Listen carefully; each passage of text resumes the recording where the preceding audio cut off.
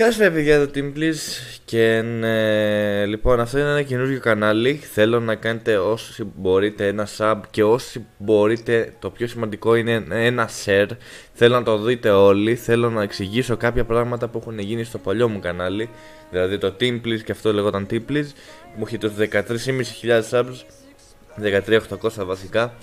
Λοιπόν, θέλω να εξηγήσω πρώτα απ' όλα τι έγινε. Πάντως, αν μπορείτε να κάνετε ένα share και ένα sub σε αυτό το βίντεο, βοηθάει πάρα πολύ, θα με βοηθήσετε πάρα πολύ. Λοιπόν, αρχικά να σας πω τι έγινε. Μου το χάκαραν το account, μου έβαλε κάποιος. Κατέβασα βασικά μια βλακεία και μπήκε ράτη στο PC μου.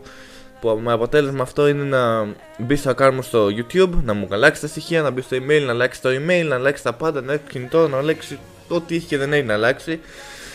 Και έγινε αυτό που έγινε. Δηλαδή μου χάκαρε το account, ανέβασε δύο βίντεο, κάτι Minecraft account, κάτι τέτοια, τα διέγραψε μετά από λίγο. Και ναι, δεν μου δίνει πίσω το account. Δεν ξέρω αν θα το πάρω, έχω μιλήσει με κάτι άτομα που ξέρουν από αυτά. Ίσως το πάρουν, ίσως δεν το πάρουν, δεν είναι ακόμα σίγουρο. Αυτά. Θα κάνω λογικά και άλλο βίντεο κάποια μέρα, λογικά αύριο μεθαύριο, για να σας εξηγήσω τι έγινε. Ή άμα έχω νέα θα κάνω όσο πιο γρήγορα μπορώ το βίντεο. Αυτό, το μόνο που θέλω από εσάς είναι να μπορείτε να κάνετε ένα share και να με βοηθήσετε στο καινούριο κανάλι να συνεχίσω. Αυτό, αντίο.